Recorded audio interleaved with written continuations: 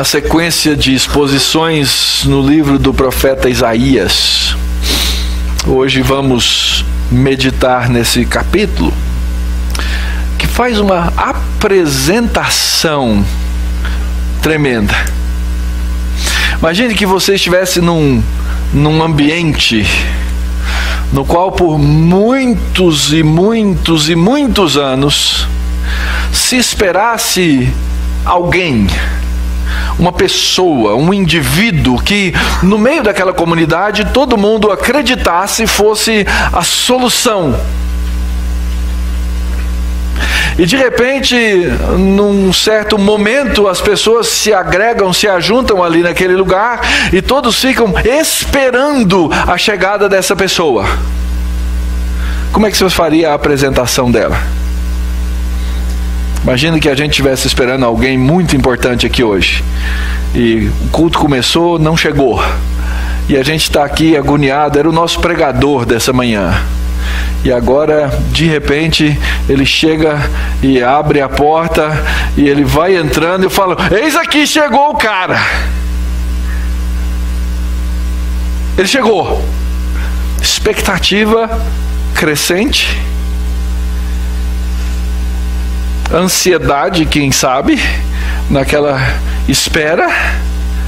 Todo aquele turbilhão de pensamentos a respeito de alguém que talvez viesse trazer a solução para os problemas que eu tenho. E agora, finalmente chegou. Assim era o povo de Israel, esperando alguém para resolver os problemas e a miséria de toda a natureza daquele povo. Eles viviam todo tipo de miséria, todo tipo de miséria. Eles viviam ruína social.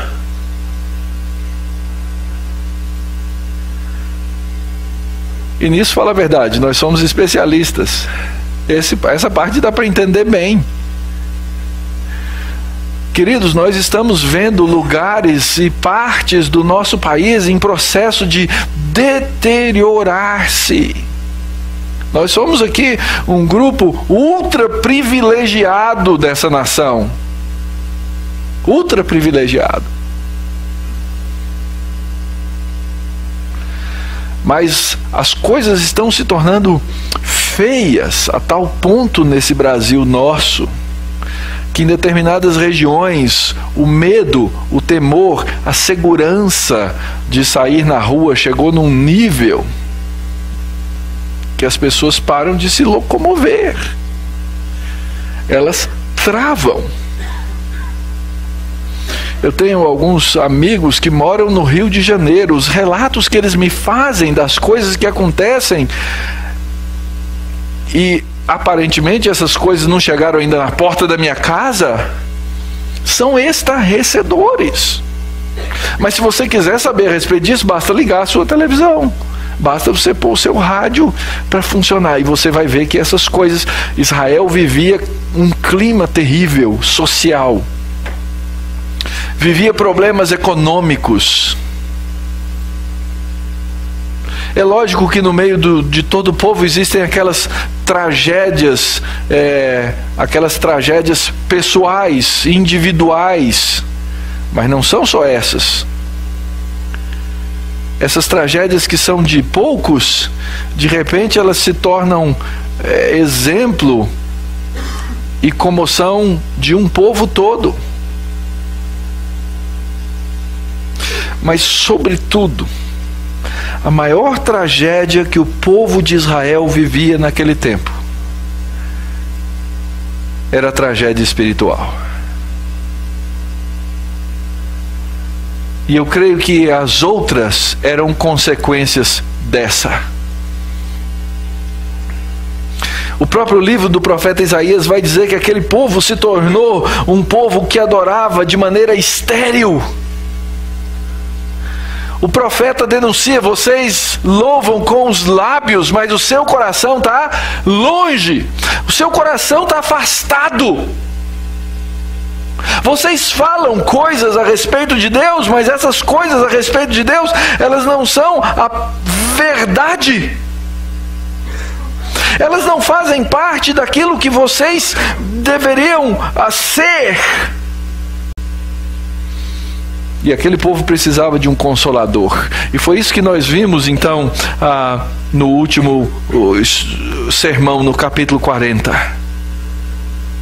Que Deus, o Deus soberano, o Senhor dos senhores, o Rei do universo, Ele é um Deus consolador. E Ele então aparece no capítulo dizendo: consolai, consolai meu povo, tragam conforto. E olha só a especificidade da fala. Fala ao coração desse povo, porque eles estão cheios de iniquidade. E a primeira coisa que alguém precisa é de perdão dessa iniquidade. Eu costumo dizer que enquanto você não reconhecer o tamanho, a dimensão e a profundidade dos seus pecados diante do Criador do universo, você não vai conhecer real perdão da parte dele. Porque essencialmente esse Deus cheio de justiça é um Deus que perdoa. Mas nós temos que reconhecer, obviamente, e Deus usa inclusive da sua misericórdia para isso, a profundidade e o tamanho do nosso pecado. E então no capítulo 40 nós temos a mensagem clara de que Deus vem consolar o seu povo pela sua palavra, trazendo novidade, trazendo uma boa nova, trazendo uma boa notícia, trazendo algo que aquele povo precisava ouvir. O capítulo 40 continua dizendo por que é que Deus pode fazer essas coisas. E aí no capítulo 40 você vai encontrar cada uma dessas pequenas seções de 2, 3, 4 versos dizendo por que é que Deus pode fazer isso que Ele promete fazer. Ele é soberano sobre a natureza. Ele é soberano sobre o mundo natural, que nós chamamos de natural. Eu fico imaginando para Deus o que é mundo natural para Ele, né?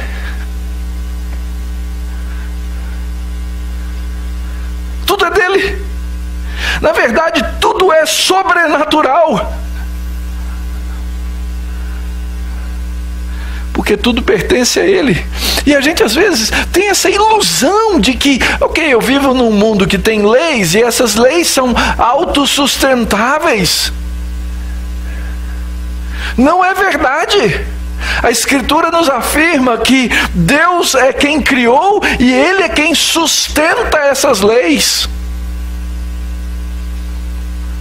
Mas Ele é tão estável naquilo que Ele faz, que a gente pode dizer assim, isso é tão natural, porque elas se repetem. A gravidade é algo confiável, em todos os sentidos, não é?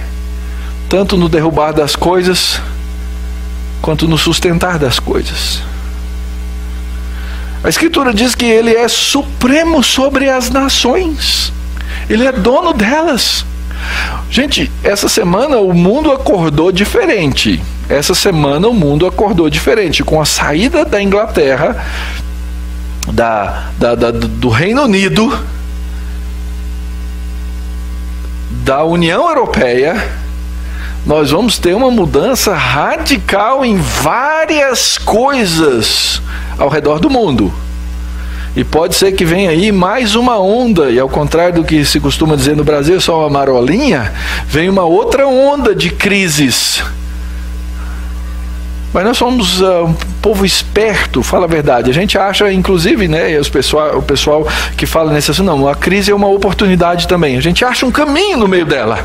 Mas Deus é soberano sobre as nações, Ele é soberano sobre a Síria, Ele é soberano sobre a Europa, Ele é soberano sobre o Estado Islâmico, Ele é soberano sobre todas as coisas. E é isso que não me deixa viver apavorado, porque senão eu viveria apavorado. Porque quando a gente vê quão horríveis são essas coisas, quão terríveis são os feitos que os homens são capazes de fazer, seria de ficarmos apavorados. Mas Deus diz assim, Mauro, fica tranquilo, filho. eu sou Senhor sobre as nações, eu estou acima dos ídolos, dos deuses inventados por homens. Na verdade, eu sou Deus supremo sobre os governantes. A palavra de Deus diz que Deus coloca e Deus tira o rei. A gente pode fazer movimento social, a gente pode ir para as ruas, a gente pode levar milhões ou milhares, do jeito que a gente quiser. Eu tenho que entender que a história está na mão de um Deus soberano. Isso me traz conforto, porque Ele diz isso na palavra dEle. Ele é um Deus incomparável. E é por isso então que Ele pode restaurar. É por isso que Ele dá força ao cansado. É por isso que Ele diz que os jovens se cansam e se fatigam, mas os que confiam no Senhor têm o quê? As suas forças renovadas. Ele renova. Ao longo da história Ele tem feito isso pela igreja, Ele tem feito isso pelo seu povo. E esse Deus, chega aqui no capítulo 42 de Isaías, Ele diz: eis aqui o meu servo, eis aqui aquele que veio para, ou que vem para me servir. E é por meio da palavra, da obra, da boca, das ações desse servo, que Deus traz para nós o consolo. Por isso que nós vamos encontrar aqui no livro do profeta Isaías vários capítulos que nos falam a respeito do servo. E alguns deles vão nos mostrar como funciona, como funcionou a obra desse servo e por que é que nós hoje, Isaías escreveu 700 anos antes de Cristo.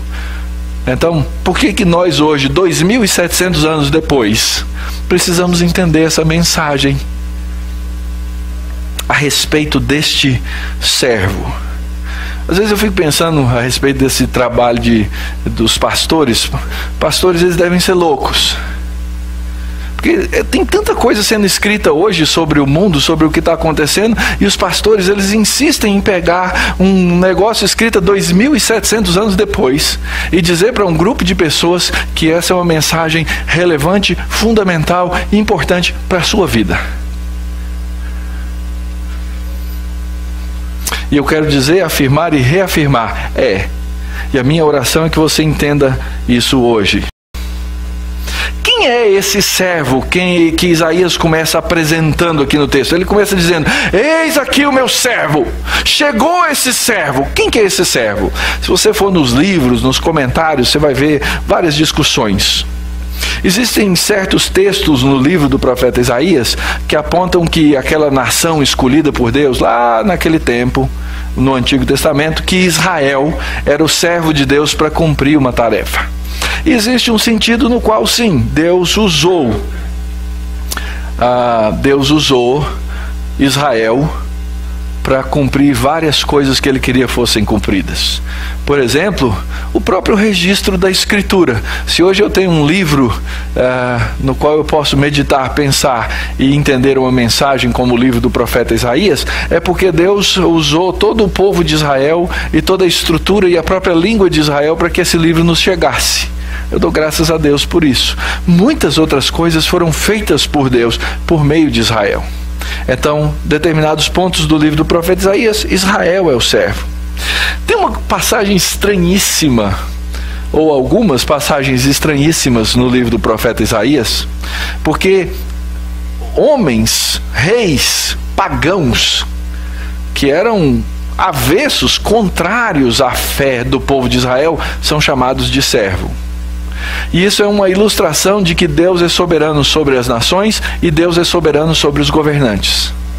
Então, existe o texto Isaías 45, Isaías 44 e anteriormente até no capítulo 41 esse conceito, essa ideia de que um rei chamado Ciro,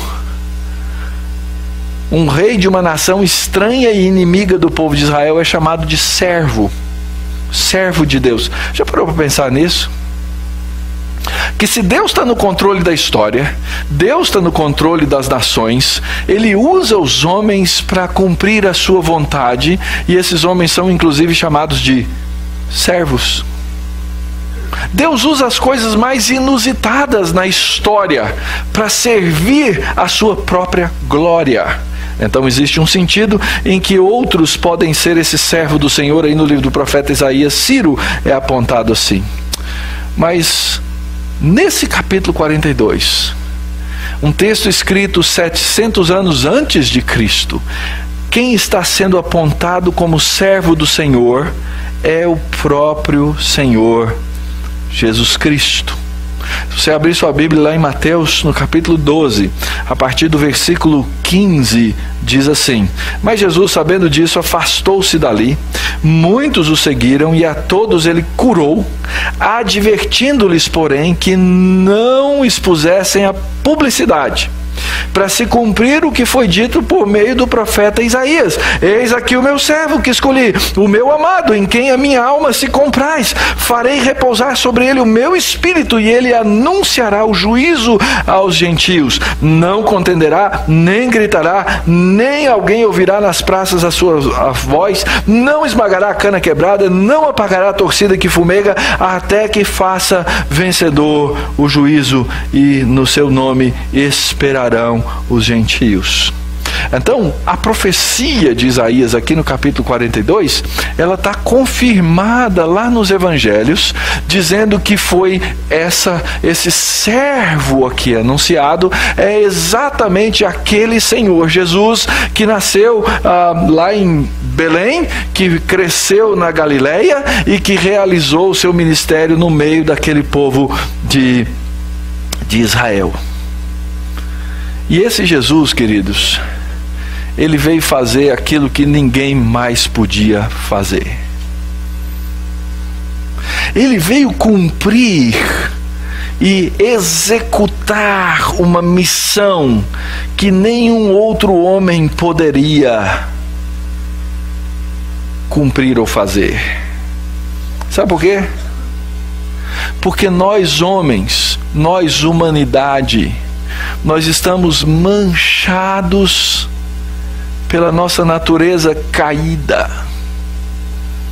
pela nossa natureza cheia de pecados. E nós não conseguimos realizar e nem fazer aquilo que é a vontade perfeita de Deus. Eu acabei de dizer há pouquinho, enquanto você não reconhecer a natureza e a profundidade do seu pecado, enquanto você não reconhecer o tamanho do seu egoísmo, enquanto eu não reconhecer o tamanho do meu egoísmo, eu não vou entender esse perdão pleno, esse perdão tremendo que Deus nos oferece para tirar essa carga, para tirar esse peso, para tirar essa miséria, para tirar essa lágrima, para tirar esse choro de sobre a minha vida.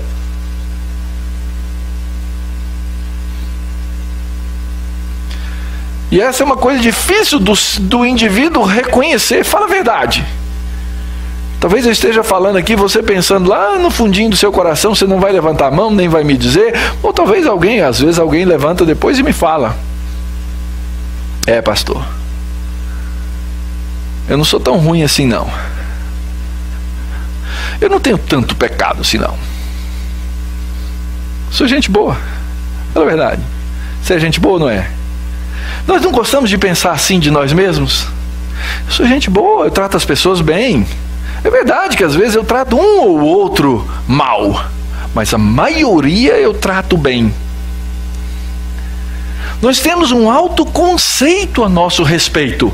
E nós gostamos, aliás, o mundo dá esse complemento, ele dá esse empurrão toda hora. Não, faz aí uma autoajuda, seja positivo, você não pode ser negativo, você tem que pensar... São técnicas que o mundo usa para convencer você de que você é um cara legal e bom, e que você vai continuar sendo bem sucedido, e que você sai dessa sozinho, e que você consegue chegar lá, e que você...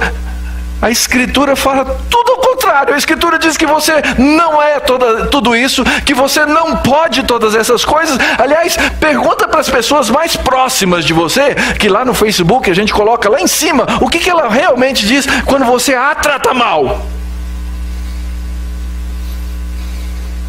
Essa pessoa com quem você casou, e casou, eu imagino, porque ama, porque amou, porque quer amar. E essa pessoa começa a dizer assim: você não me trata. Aliás, a gente tem um dito lá em casa. Os meninos falam o tempo inteiro: no começo não era assim. Significando o quê? Era melhor, mas parece que vai numa curva, não é? No começo não era assim. Nós temos essa tendência, faz parte da nossa natureza, e nós precisamos de um libertador dessa natureza terrível que nós temos, e nós precisamos de um perdoador, alguém que arranque essa culpa que nós carregamos, e quem pode fazer isso, segundo a Escritura, é o servo do Senhor, que é Jesus Cristo. E esse servo, e ele vai falar por que esse servo pode fazer essas coisas. Ele é bem sucedido na sua obra. A obra dele é uma obra singular, única. Ninguém pode fazer igual, nem no passado e nem no futuro. Houve ou haverá alguém que faça algo semelhante a esse servo. Então Deus diz: eis aqui o meu servo, e ele vai dizer por que o servo consegue realizar essa boa obra. Porque o Senhor Jeová é Ele quem aponta e capacita o servo. Ele diz: eis aqui o meu servo, eu sustento o meu servo, eu sustento o meu escolhido, eu tenho prazer nele. Muito bem, o que é um servo? Um servo é aquele que faz a vontade de outro.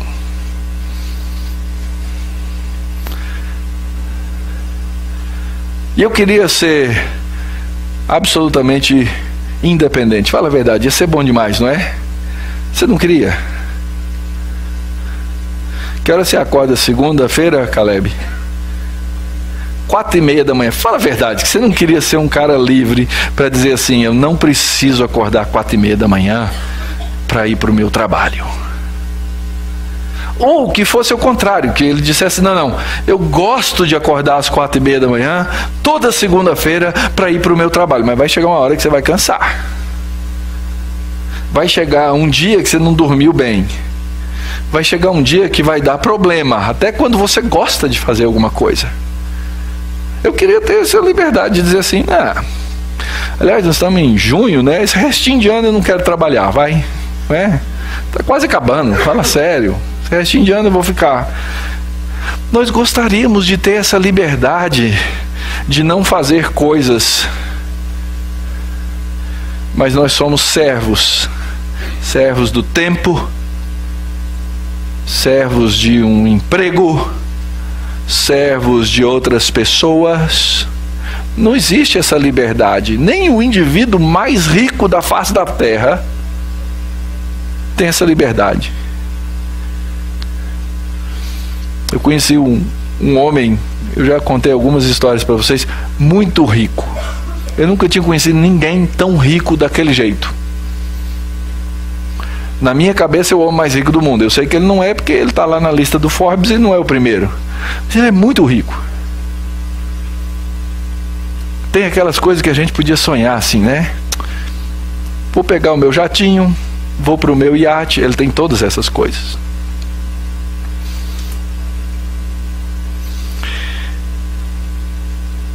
E nós o conhecemos, conversamos, jantamos juntos. Ele nos organizou um passeio. E ele virou para mim e falou assim: queria muito poder ir com vocês, mas tem uma sessão de foto da minha família amanhã que eu não posso faltar. Está entendendo? Tem uma sessão de fotos que eu não posso faltar amanhã, porque estava combinado com a esposa, estava combinado com o filho, estava combinado com a filha, estava combinado com o netinho novo que tinha nascido. Então não posso faltar. Essa liberdade não existe. Nós todos, não importa a pobreza ou a riqueza na qual vivamos, nós temos que servir a alguém. Mas o nosso maior problema na nossa escravidão de servos é quando nós somos escravos de nós mesmos e do nosso pecado. E essa é uma realidade que a Bíblia fala a nosso respeito. Agora, existe um servo que é um servo voluntário. E esse servo, ele é descrito na Bíblia. Esse servo é a expressão de alguém que foi apontado para uma missão e aquilo toma conta dele. Ele é honrado porque ele quer cumprir essa missão e Deus fala desse: está aqui o meu servo. Esse é servo de verdade. Esse é o verdadeiro servo. Esse servo eu sustento, eu mantenho em todas as coisas. Esse servo ocupa uma posição de realeza, porque ele é servo e é rei ao mesmo tempo, e esse rei o sustenta de maneira completa. Aliás, essa expressãozinha que aparece aí, eis aqui o meu servo a quem eu sustento, ela significa o seguinte: está aqui o meu servo, eu carrego ele pela mão. É um senhor que carrega o servo pela mão. Ele faz o que o servo precisa fazer. Aliás, diz o texto que esse Deus, esse Senhor escolheu o servo. E ele não só escolheu o servo, diz a Escritura que ele tem prazer naquilo que esse seu servo faz. Ele tem alegria em ver o servo esforçando-se e cumprindo cada passo. Esse servo é submisso à escolha do Senhor. O Senhor tem prazer na obra do seu servo. Ele sustenta o servo com o seu espírito. E ele vem com uma função. Ele vem fazer, ou ele vem promulgar o juízo e a justiça de Deus para os seus eleitos. Pastor, como é que isso se relaciona com a minha vida? O que isso tem a ver comigo? Queridos, é óbvio que essa obra que nós temos aqui descrita é uma obra singular do Filho de Deus, Jesus Cristo, que veio fazer todas essas coisas, mas ele veio para que nós fôssemos servos do servo. E nós temos que encontrar essa alegria de servir o servo. Um servo que já não nos chama servo, mas nos chama amigos. E eu me torno amigo de Deus.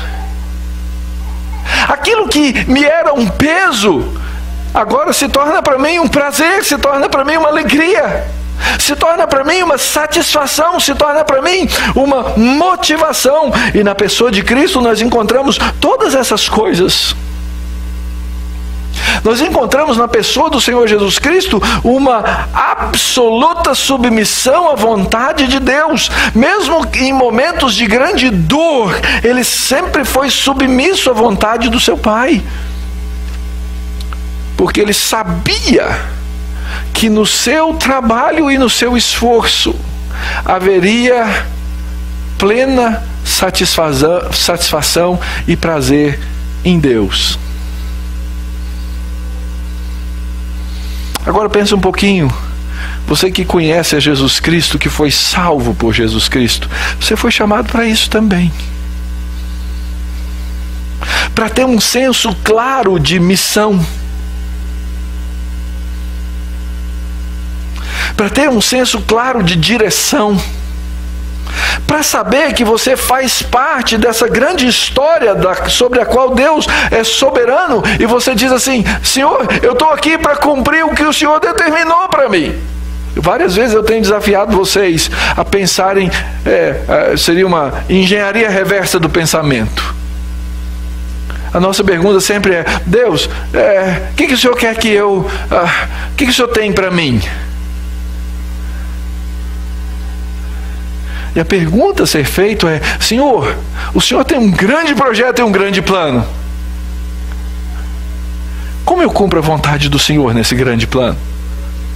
Como eu me encaixo nela? Porque no momento em que eu me encaixo nela, o Pai encontra prazer naquilo que eu faço. Ele olha para nós, ele olha para a igreja presbiteriana da Barra Funda e ele diz assim: aqui estão os meus servos. Eles querem servir e fazer a obra de Cristo. E porque eles querem fazer a obra de Cristo, eu encontro neles prazer. Já pensou nisso? Deus tem prazer na igreja, que é o corpo do seu Filho. Porque o seu Filho cumpriu uma obra perfeita. Ele morreu numa cruz. Ele trouxe perdão para a minha vida. Agora Deus olha para a igreja e diz assim: eu tenho prazer nessa igreja. Imagina que nós estivéssemos aqui na igreja da Barra Funda uma orquestra. Mas pensa assim, tops. Tudo aquilo que uma orquestra, toda a perfeição. Imagina que a gente fosse adorar a Deus lá na Casa São Paulo, tá? Naquele nível, ok?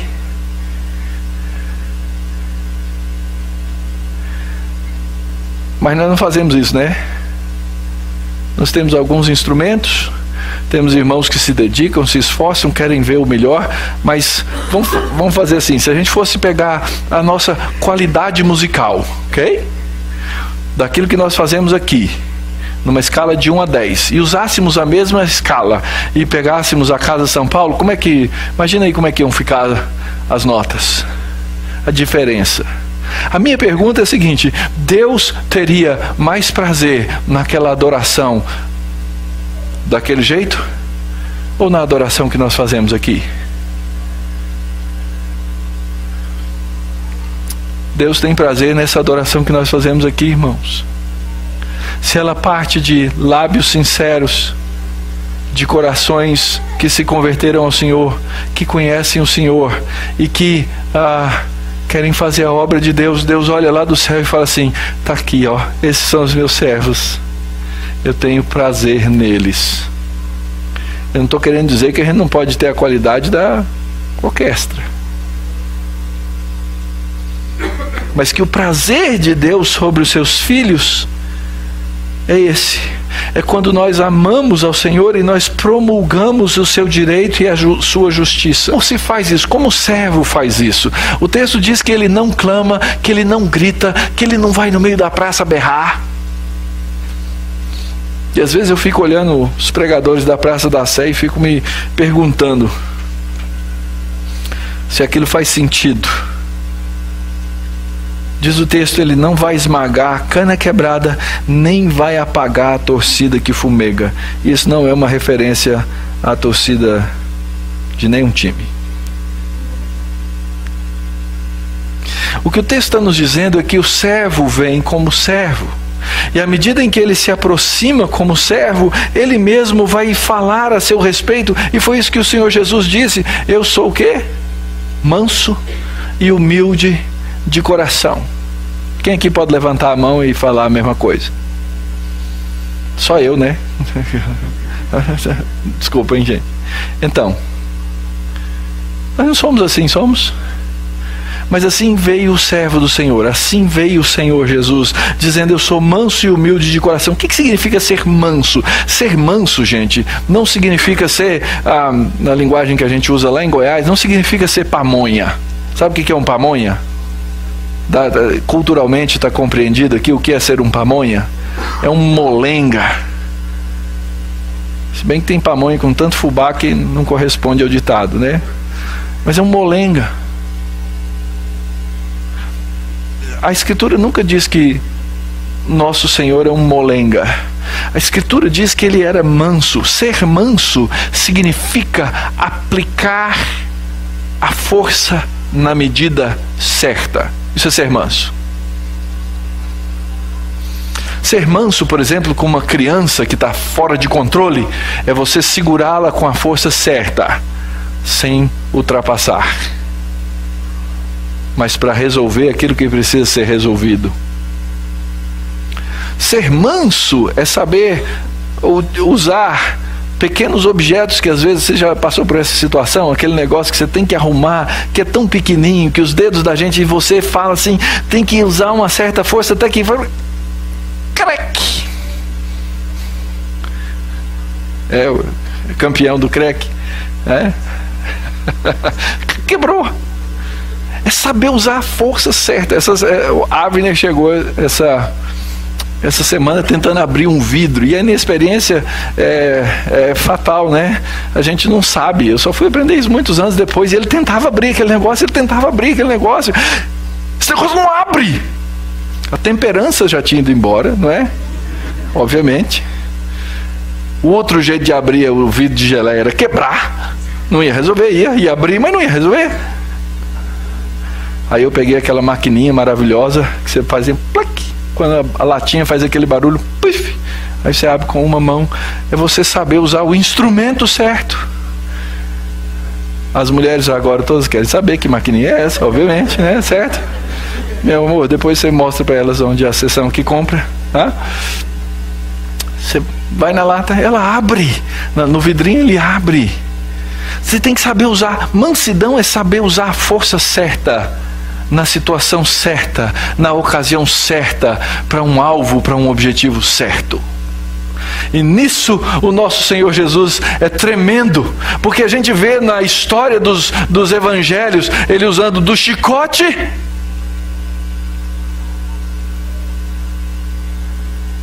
a lágrima. Ele chora sobre Jerusalém.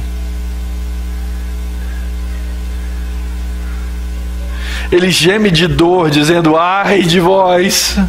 Aquele ai de Jesus é um ai de dor. O manso, ele sabe chorar com o que precisa do choro junto. Mas esse Senhor Jesus, ele é humilde de coração. Ele sendo o Senhor dos senhores, sendo ele Deus, sendo ele igual a Deus, sendo ele pessoa da Trindade, ele vem, se esvazia, se encarna e vem como um servo cheio de mansidão, cheio de gentileza. Uma gentileza bela, clara. O servo vem fazer isso. Ele vem trazer o direito e a justiça, e ele não vem fazer de uma maneira bruta, mas vivendo num mundo bruto, no qual ele mesmo vai morrer. E o texto termina dizendo que ele em verdade vem e promulga o direito. Ele vem promulgar direito para a gente que é cheio de autojustiça. Eu sou cheio de autojustiça. Eu sempre me comparo com o outro, acho que eu sou melhor que o outro. Sempre vai ter alguém que é pior do que você, não é? Sempre vai ter alguém que é pior do que eu, fala a verdade. Mas a gente faz o que nesse processo? A gente, por ter alguém que parece que num nível mais baixo que eu, o que eu faço? Eu me encho de autojustiça. E lá em Isaías 64, o profeta fala desse meu senso de autojustiça. Ele diz assim: nós todos somos como o imundo. A nossa justiça é como o trapo pior de sujeira. Nós somos murchos como a folha, as nossas iniquidades, como um vento, elas nos levam, nós somos pecadores. E ele vem com essa bondade toda. Ele vem cuidar da cana quebrada. Sabe o que serve cana? Não é cana de açúcar, né? Mas a taboca, aquela cana dura, sabe não? Sabe o que é taboca? Gente, me ajuda aí. Bambu, obrigado, bambu, valeu, hein, gente? Problema cultural, né? Eles nascem, né? Aqueles pés assim, aquele tanto de bambus crescem, e eles têm uma função, cuidam das folhas lá, etc e tal, e o vento ele verga e ele volta. Mas quando uma cana quebra, ela não serve para mais nada. Depois que ela estilhaça num pedaço, um bambu quebra, ele se torna inútil. Ele não dá mais, se eu for usar ele para ter sustentação, ele não me sustenta mais. Ou ele vem pegar a torcida que fumega. Como eu disse, não é nada sobre futebol, mas é um pavio que já está saindo fumaça. Sabe quando ele ainda tem aquela brasinha, você chega lá e você ainda tem esperança de reacender o fogo daquele pavio. Quando saiu a fumaça, já era, você não consegue reacender mais. Ele veio para cuidar e para trazer direito, para não esmagar a cana que já quebrou e nem apagar essa torcida. Ele vem pegar coisas inúteis para dar para elas algum valor.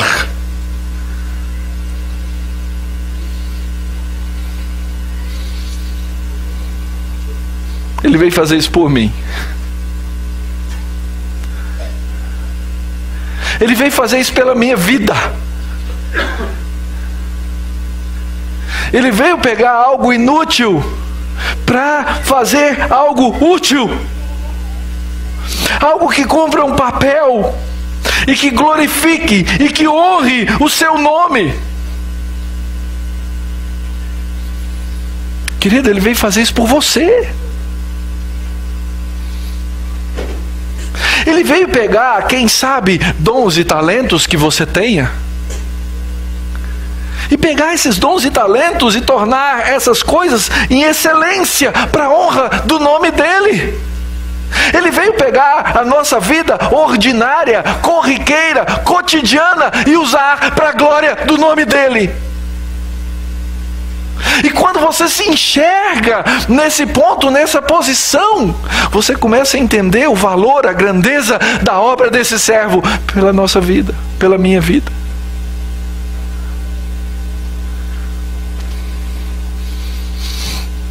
Ele promulga o direito. Que direito é ele que ele promulga? Ele vem e te dá um direito que você não tem, porque a gente é cheio de direitos, como eu disse no comecinho. Eu sou cheio de justiça própria. Eu acho que eu sou bom. Eu acho que eu consigo agradar a Deus. Mas a Escritura diz que eu não consigo, que eu não posso, que eu não sei e que eu jamais vou chegar nesse ponto.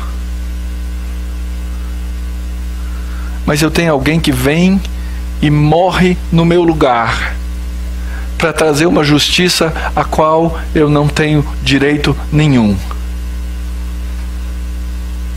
Por uma razão só, porque Ele é bom. Essa é a essência do Evangelho. Essa é a essência da mensagem do Evangelho. Pode ser, querido, que você já tenha desistido de fazer qualquer justiça você mesmo. E se você já desistiu, ótimo. Porque a boa notícia é que alguém tem uma justiça para você. Alguém que vai até o fim na sua missão. Diz o texto assim: não desanimará, não se quebrará, até que ponha na terra o direito, e as terras do mar, as ilhas, vão aguardar a sua verdade.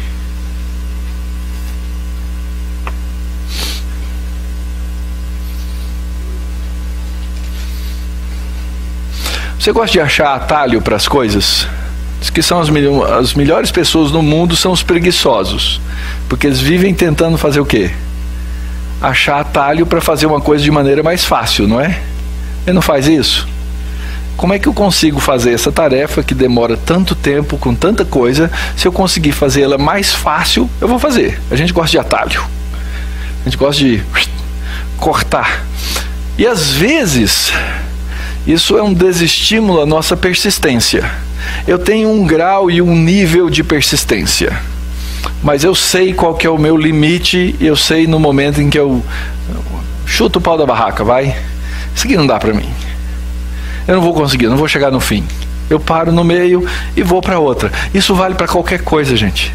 Isso vale para as tarefas cotidianas, isso vale para os relacionamentos. Em todas as coisas a gente quer achar um atalho, não enfrentar problemas, passar por volta e assim por diante. O que o texto aqui está dizendo é que esse servo que foi enviado por Deus, que é Jesus Cristo, ele não se desanima, ele não se quebra, ele vai até o fim da sua missão para dar prazer a Deus.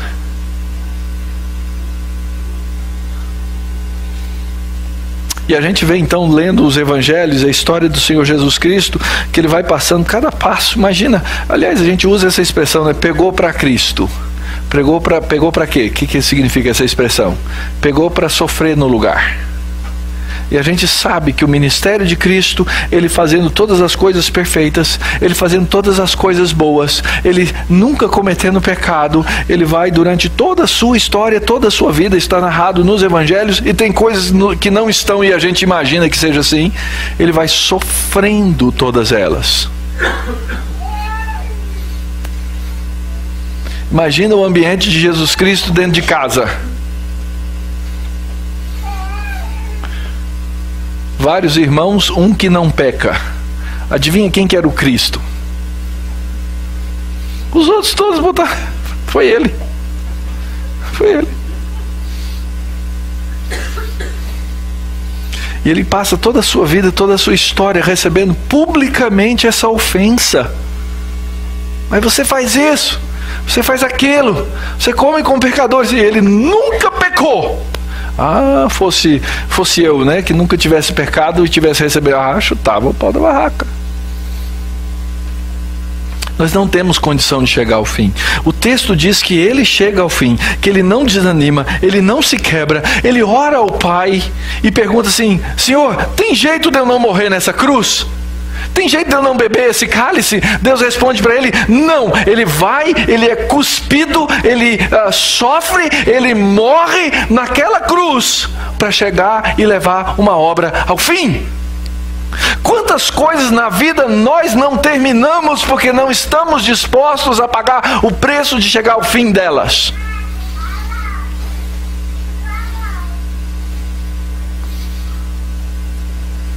Pois o servo, ele vai até o fim.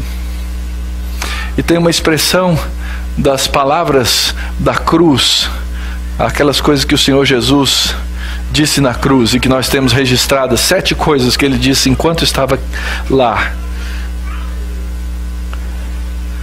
Ele entrega ao Pai o seu Espírito e ele usa essa palavrinha que está lá na língua grega, que é traduzida por está consumado. O que Jesus estava dizendo ali é: Pai, eu fui até o fim. Pai, eu nunca desisti. Pai, eu cumpri tudo que o Senhor mandou eu cumprir. Tudo que o Senhor mandou fazer eu fiz. Pai,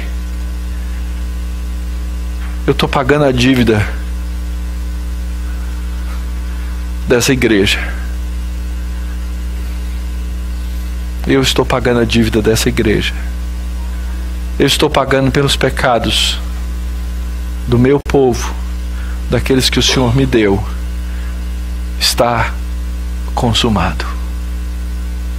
O servo vai até o fim na sua obra, sem deixar nada para trás. Para quê? Para que nós aprendamos a sua verdade, para que nós aprendamos a sua doutrina. E aí, como é que a gente aplica tudo isso para a nossa vida? Primeiro, eu tenho que entender que a cana quebrada e a torcida que fumega sou eu.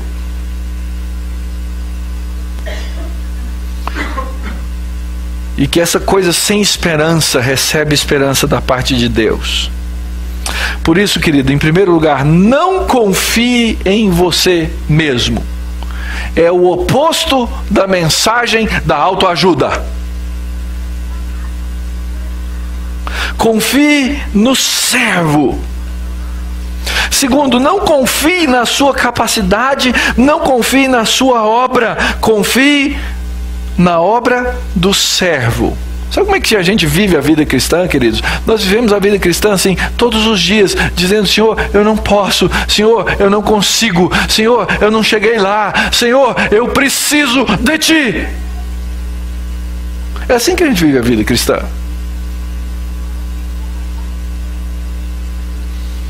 Confie na obra do servo. Seja servo do servo. Viva todos os dias pensando assim: Senhor Jesus, eu quero Te servir. Eu não quero servir a mim mesmo. Eu quero servir ao Senhor. O Senhor é o servo que Deus mandou e eu quero ser Teu servo. Gaste a sua vida diante do servo. Você já parou para pensar que isso aqui pode ser só um momento religioso e que você vai para casa, esquece de Deus, esquece do servo?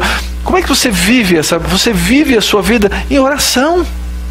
Você vive a sua vida em relacionamento diante do servo. E por último, aprenda a trabalhar no comando do servo. Confie no Senhor. Ele tem coisas para você fazer no projeto dele. Não tem o seu, tem o dele. E ele vai fazer coisas abençoadas na sua vida, para abençoar outras pessoas que ele quer abençoar. Eu vejo isso acontecendo aqui conosco. Deus usando pessoas para abençoar pessoas. Porque pessoas chegam aqui e dizem: eu não vim aqui para ser servido. Eu vim aqui porque eu quero servir o servo. Essa é a diferença.